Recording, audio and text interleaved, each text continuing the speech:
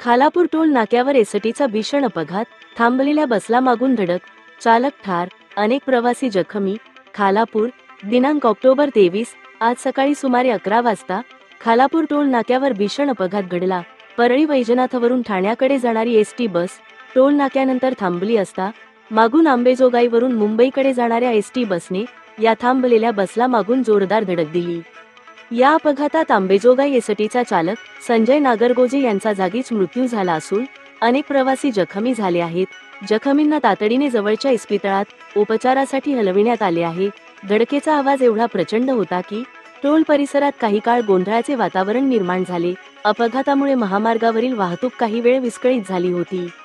ST ते ST असा अपघात अत्यंत दुर्मिळ असल्याने प्रवासी आणि स्थानिक नागरिकांमध्ये या घटनेने खळबळ उडाली आहे.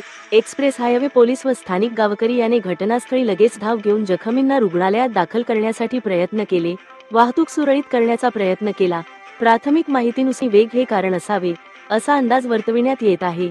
बातमी अनिल कुरणे.